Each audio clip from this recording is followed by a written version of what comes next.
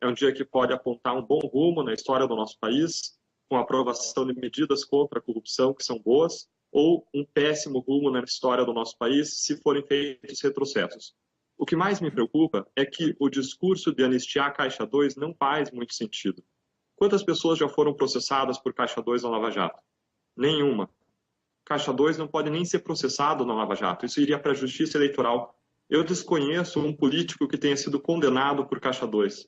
A grande preocupação dessas pessoas não é a Caixa 2. É criar uma redação que permita a anistia a crimes de corrupção, de lavagem de dinheiro, o que vai se aplicar para todo mundo que já foi processado, condenado e está preso na Lava Jato. Conforme o texto que seja aprovado, esse texto, essa nova lei, poderia simplesmente colocar todo mundo que está preso solto e acabar com tudo o que aconteceu até agora na Lava Jato. Essa é a maior preocupação que hoje está sobre nós. Hoje o tempo está fechado em Brasília, mas não só literalmente, o tempo está fechado no Congresso, as discussões lá são fortes e nós estamos conscientes de que nós buscamos fazer tudo o que estava ao nosso alcance. Nós fomos ao Congresso Nacional, conversamos com lideranças parlamentares. Nosso objetivo em nenhum momento era colocar pressão, mas sim esclarecer, nos colocar à disposição para tirar dúvidas, contribuir com o debate. O processo do debate no Congresso é um processo democrático, ele precisa existir. Nós entendemos que, apesar das medidas não serem aprovadas ontem na Comissão Especial do modo ideal, como elas existiam antes, isso faz parte do processo democrático, ainda assim existem grandes avanços. Agora, o que nos preocupa mais hoje é a possibilidade de enormes retrocessos. Deltan, muita gente teme que aconteça aqui no Brasil o que aconteceu na Itália com relação à Operação Mãos Limpas, né? O país estava sendo passado a limpo e houve uma ação conjunta, coordenada, ou uma formação de quadrilha aqui, entre aspas, se me permitir, para barrar essa operação. O senhor teme que isso aconteça no Brasil? Dá para ter uma virada como essa depois de 2 anos e 8 meses de Operação Lava Jato, em que os políticos consigam blindar esse trabalho que vem sendo feito?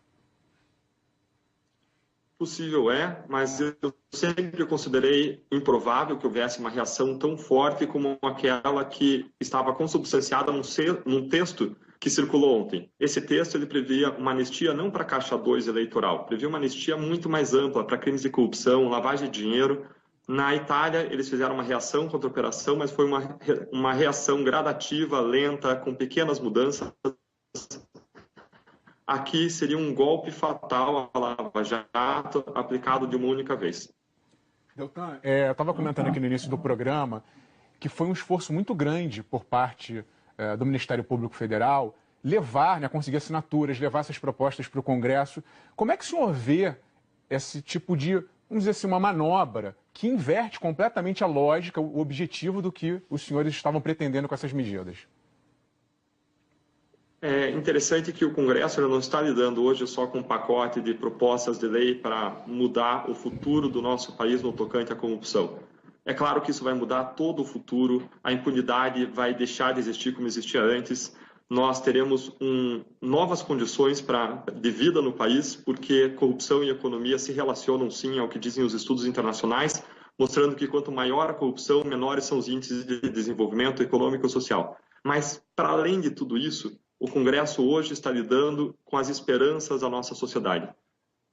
Toda a sociedade se mobilizou. Essas assinaturas não foram coletadas pelo Ministério Público. Nós jamais teríamos braços sequer para coletar 100 mil assinaturas. A sociedade coletou mais de 2 milhões de assinaturas. Foi o maior envolvimento da sociedade num processo político da história do nosso país no tocante à formulação de leis que podem reformar o sistema. Todos nós brasileiros, nós frequentemente nos sentimos absolutamente impotentes em relação à corrupção. A sociedade se empoderou com propostas que reformam o sistema e são capazes de impactar isso. Nós tivemos uma dificuldade de pegar o finalzinho da sua fala. Eu vou fazer mais uma pergunta, mas se a gente perceber que o sinal não está bom, a gente dá uma interrompida. Deltan, a gente fica aqui um pouco incrédulo, né? Porque ontem foi aprovado, né? Foram aprovadas as medidas na comissão da Câmara, né? Que a gente não sabe se vão ser modificadas. De qualquer maneira, com relação ao que foi aprovado ontem na comissão da Câmara, o que a gente tem que celebrar mais de medida contra a corrupção?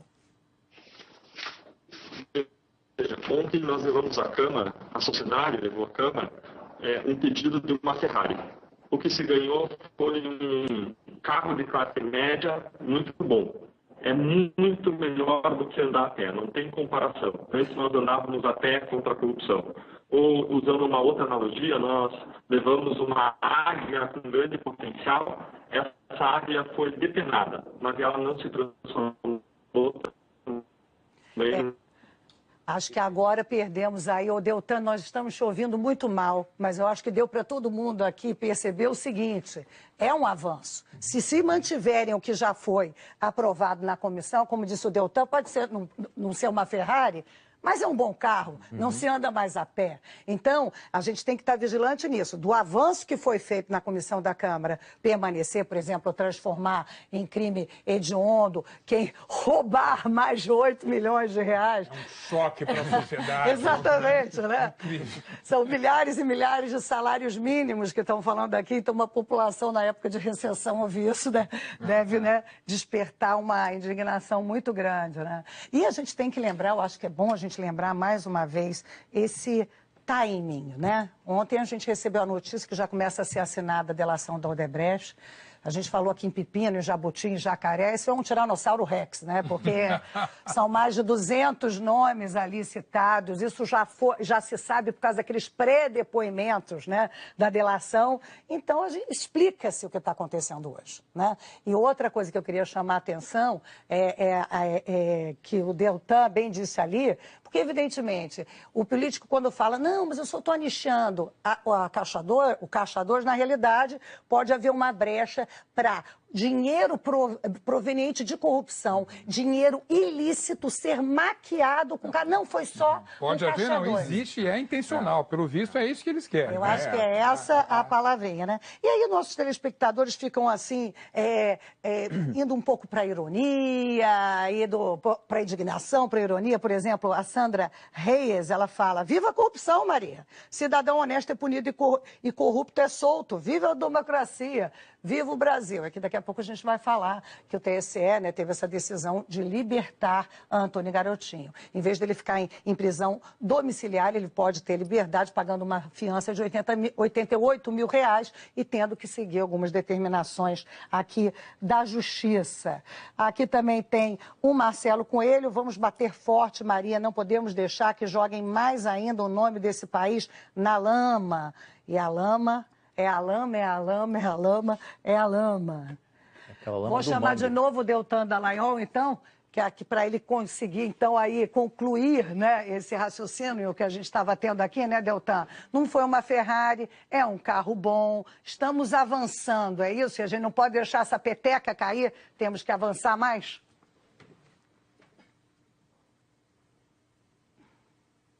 Acho que não tá. Perdemos de novo, né? Tá boa, a lei de Murphy... Eu ia até perguntar da águia, a metáfora da águia ainda achei mais bonita. Está depenada, mas ainda é uma águia. Achei bonito ali, entende? Vamos lá, vamos botar essa águia... Olha, se eu conseguir, eu vou chamar a participação dos nossos telespectadores para o CAT, se eu conseguir Deltan em movimento e com áudio, a gente volta, mas eu acho que tem um recado muito importante que não é só dele, são de todos os procuradores. Eu lembro bem na semana passada, né, Rafa, quando a gente acompanhou aqui a devolução do dinheiro para a Petrobras, um ato muito importante, né, dizer, olha, Petrobras, está aqui pelo menos parte do que foi roubado. Pouquinho no montante, mais alguma coisa. Mas é simbólico, claro. É simbólico que a gente... E foi a maior quantidade já recuperada na história judicialmente desse país. E lá, o que a gente via naquela mesa que formava de autoridades, procuradores, etc., todo mundo falando, olho no pacote anticorrupção, hein? Olho no que pode ser feito. Gente, é assim, na calada da noite, ou da madrugada, ou vespertinamente, que as coisas podem mudar e depois a gente fala, como é que a gente não percebeu isso? Deltan, estamos aqui insistindo em conversar com o senhor, me perdoa aqui os problemas dos sinais, e o Zeca gostou da metáfora que o senhor estava desenvolvendo em relação à águia. Então, sigamos daí. Ótimo. A ideia é que nós buscávamos uma águia contra a corrupção, o que aconteceu foi que ela foi depenada, mas ainda é uma águia, não é um pintinho. Basta nós vermos que ficou a criminalização do enriquecimento ilícito de agentes públicos, que era já recomendada pela ONU e pela OEA há tanto tempo. Nós ficamos ainda com aumento de penas para que as penas pela corrupção sejam proporcionais à gravidade dos crimes.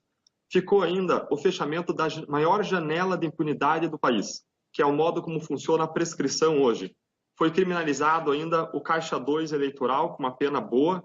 Houve ainda a previsão de instrumentos para recuperar o dinheiro que é desviado dos cofres públicos, para que o crime não compense financeiramente. Existem ainda mais duas mudanças positivas que não estavam no pacote original e que foram introduzidas pelo relator, o deputado Onix. Ele introduziu a possibilidade de proteger a pessoa que quer reportar corrupção, está dentro de uma empresa, dentro de uma organização. É a figura que é conhecida internacionalmente como whistleblower.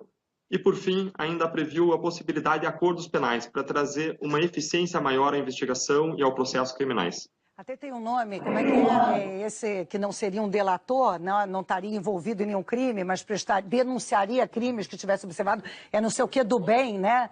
Mas Dedo duro do bem seria? Não, não é o... como, Deltan? Reportante do bem. Reportante. Essa palavra me fugiu de maneira assintosa. Deltan, deixa eu fazer aqui o advogado do diabo, né? A gente tem hoje no Brasil que celebrar muito o que vem sendo feito pela Operação Lava Jato. Eu acho que essa faxina é exatamente o que esse país precisa. A corrupção não pode ser mais tolerada. Isso, para mim, é absolutamente evidente. Mas eu coloco de novo, já conversamos sobre isso antes, né? Uma questão que muita gente repete pelo CAT, pelas redes sociais, para me perguntar o seguinte: hoje em dia é uma sensação, por causa de tantas prisões preventivas, que o cidadão, seja ele o político, o diretor, já foi julgado. Pelo menos essa sensação que tem a sociedade. Porque a gente não ouvia falar de prisões preventivas, e é bom explicar que é uma prisão que é feita antes do julgamento. Então, fica aquele medo, eu vou ser bem clara aqui, porque quando é para uma causa nobre, todo mundo para de questionar. Mas amanhã pode ser uma outra causa, o direito da ampla liberdade pode ser prejudicado em outro caso, aí essa mesma sociedade pode vir a questionar o que está fazendo feito.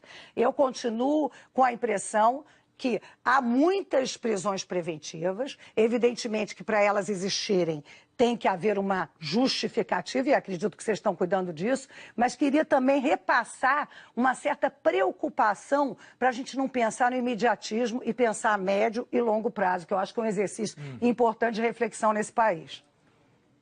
Eu agradeço que você tenha colocado essa questão, porque ela se baseia num falso pressuposto, o pressuposto de que existem muitas prisões preventivas. Isso é repetido sem cessar por aqueles que buscam acusar a operação de supostos abusos, e isso, novamente, aconteceu na Itália também. As pessoas que querem atacar a operação, elas percebem que existe uma couraça, um escudo ao redor da operação, que é a opinião pública, a proteção da sociedade.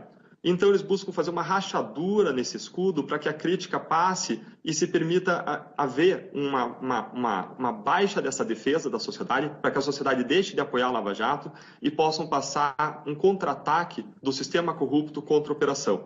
Eu vou agora direto ao ponto da tua crítica, que seria o fato de que existiriam muitas prisões preventivas da Lava Jato. Eu fiz 2 retratos históricos da operação em 2 momentos diferentes, e nós tínhamos apenas 9% das pessoas já acusadas criminalmente presas. E apenas 3% do total acusado estavam presos sem uma condenação criminal.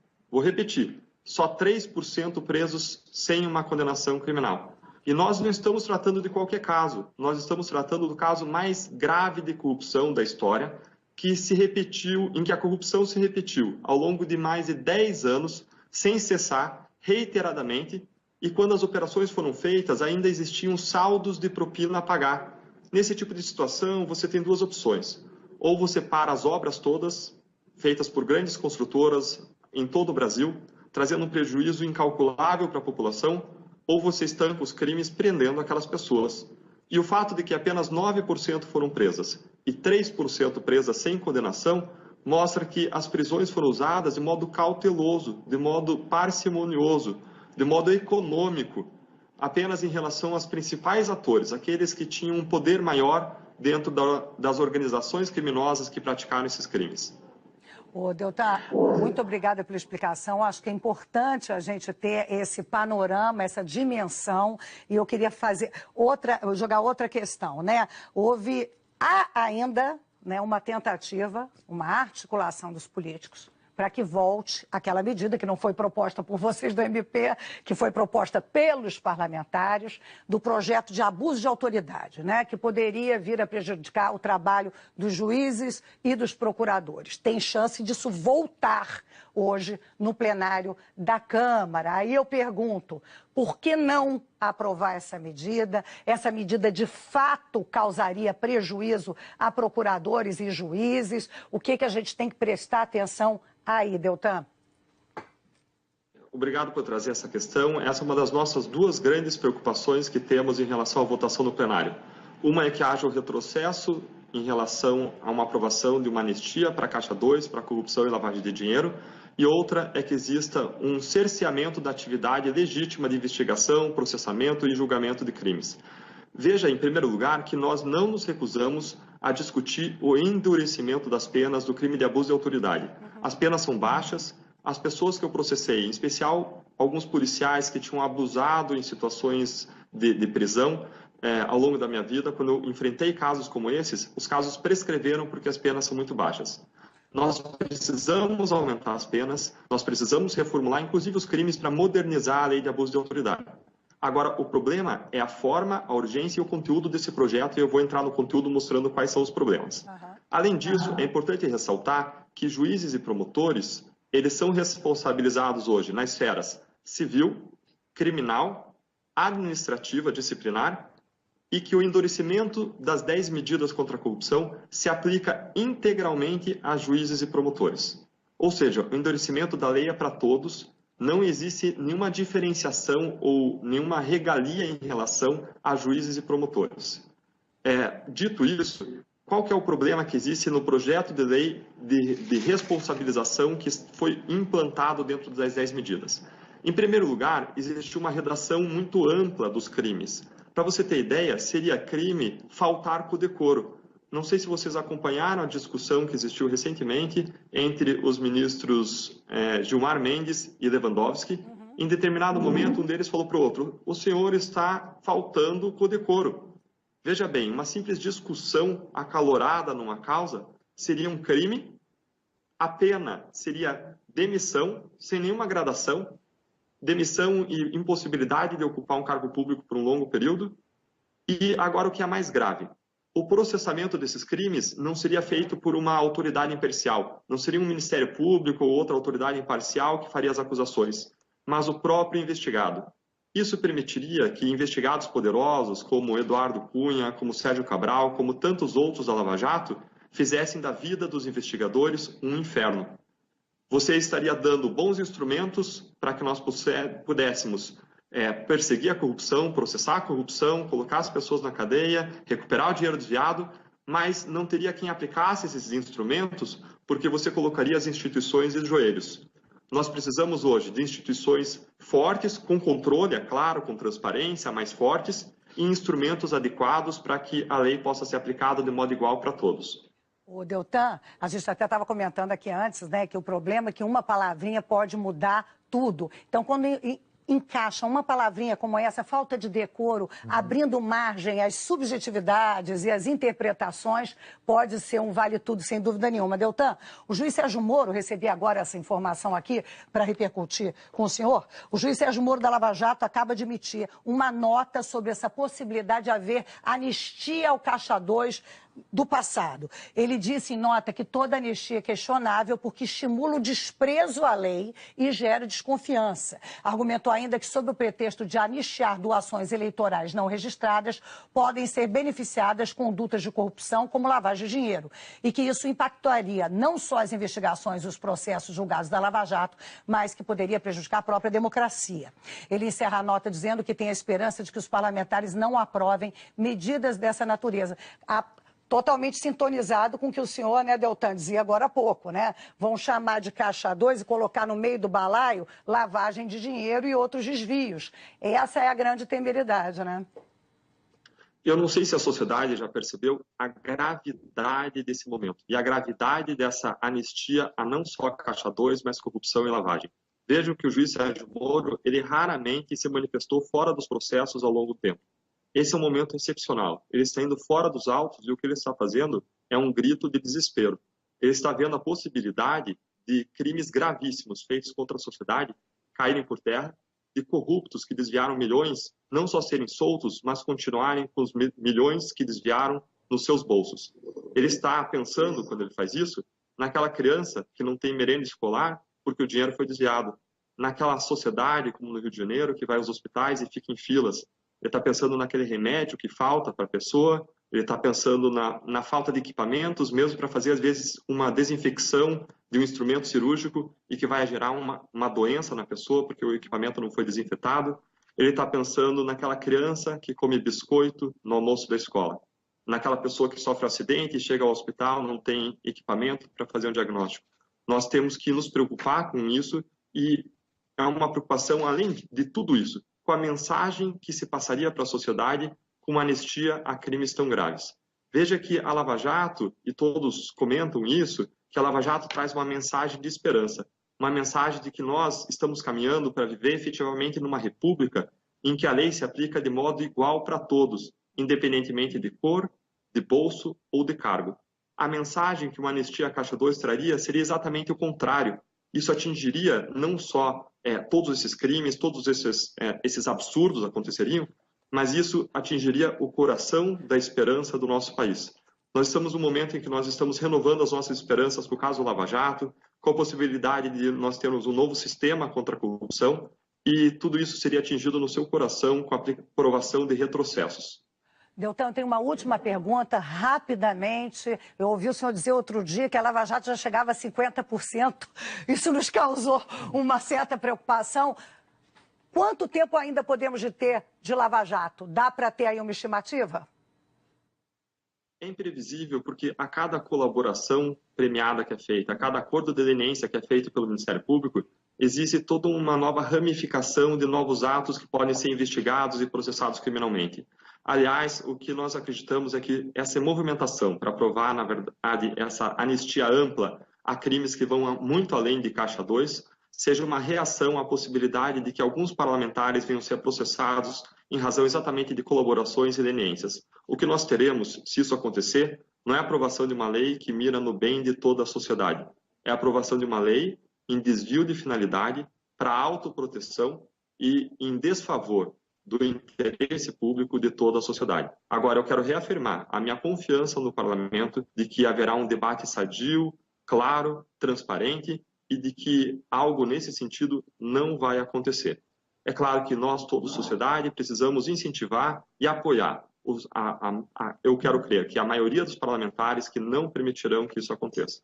Oxalá seja assim. Muito obrigada a participação aqui do coordenador da Força Tarefa da Lava Jato. Muito obrigada mesmo por estar aqui com a gente, porque a sua palavra importa muito nesse momento que nós estamos vivendo. Obrigada, um beijo e até a próxima. Esperamos que voltaremos a conversar, sem dúvida. Você falou, né, Maria? Ele até nos dá um conforto, né, da gente ouvir. Não é? Dá um pouco mais de esperança. Ah, dá um oxigênio, não aquele oxigênio que é sinônimo de propina, não é? Muito bem. Os telespectadores também. Estou vendo ali o Gustavo Carlos dizendo: Deltan, um jovem brilhante, parabéns pela objetividade. Esperamos em breve a prisão dos grandes chefões apontados da Lava Jato. Esse sopro que a gente sente aqui. Não é? Estão em casa também. Lufou aqui, ó. Lufou aqui atrás da